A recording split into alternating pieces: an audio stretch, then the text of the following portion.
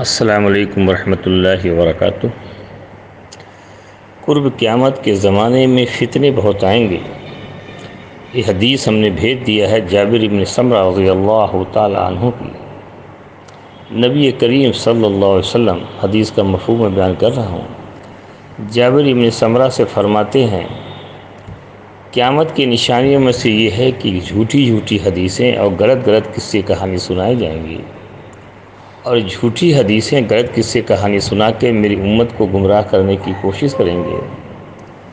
لہذا ایسے لوگوں سے ہوشیار اور بچتے رہنا چاہیے جو اس قسم کی جھوٹی حدیثیں اور غلط قصے کہانی سنائیں، تاکہ میری امت کو گمراہ نہ کر سکیں۔ ایک واقعہ تبلیغی جماعت میں بڑے زور و شور سے چلایا جا رہا ہے۔ اندھیری رات تھی، بارش کا وقت تھا۔ کوئی اندھیری رات میں بارش کے وقت میں ابو جہل کا دروازہ کھٹکھٹاتا ہے۔ ابو جہل کہتا ہے کہ اس اندھیری رات میں بارش میں جو آدمی آیا ہے وہ کوئی بہت ضرورت مند ہے۔ اپنی بیوی سے کہتا ہے میں جا کے دروازہ کھولتا ہوں، اس کی جو بھی ضرورت ہوگی اس کو پورا کروں گا۔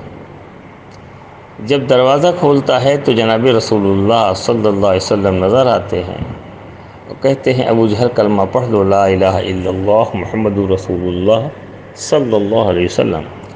ابو جہل دروازہ بند کرتا ہے اور چلا جاتا ہے۔ ایک قصہ تبلیغی جماعت کے لوگ بڑے زور و شور سے چلاتے ہیں۔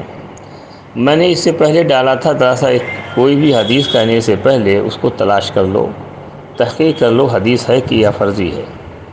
ہمارے تلاش کے باوجود ایک قصہ نہیں ملا۔ میں نے تلاش کا ذرائع بتا دیے ہیں، فوٹو کاپی بھیج دیا ہے، اس کو دیکھ لو۔ تو دیکھ لیجئے، اگر کسی کو قصہ مل جائے تو ڈال دیں۔ لہذا گزارش ہے، ان جھوٹے قصے کو اور غلط حدیثیں سنا کر اپنے آخرت کو کیوں برباد کر رہے ہو؟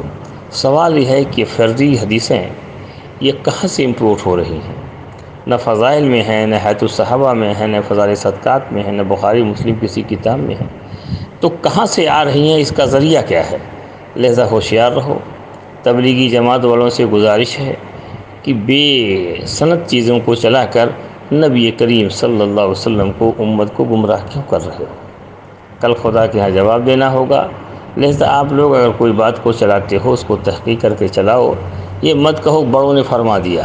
بس آپ سے اگر کوئی تحقیق کی بات کرتا ہے تو آپ کہتے ہیں بڑوں نے فرما دیا، تو اسی کو فرمایا گیا ہے اتخذوا احبارهم رهبانهم اربابا من دون اللہ، یعنی یہودیوں نے اپنے علماء کو رب مان لیا، اپنے علماء کی باتوں کو تحقیق نہیں کرتے تھے۔ تو حضور نے فرمایا کہ یہ بیماریاں اس امت میں پیدا ہوں گی کہ اپنے علماء کی بات کو سیدھے مان کے بڑوں نے فرما دیا ہے اس کو عمل کریں گے، تحقیق نہیں کریں گے۔ یہ بیماری اس امت میں بھی آئے گی، اس سے دور رہنے کی کوشش کرو۔ ایسا کرنے والے گمراہ ہیں۔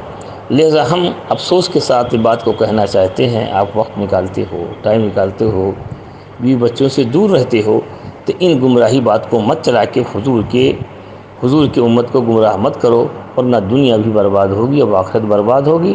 جو بھی کرو تحقیق کے ساتھ علماء سے جڑ کے کام کرو۔ فقط والسلام۔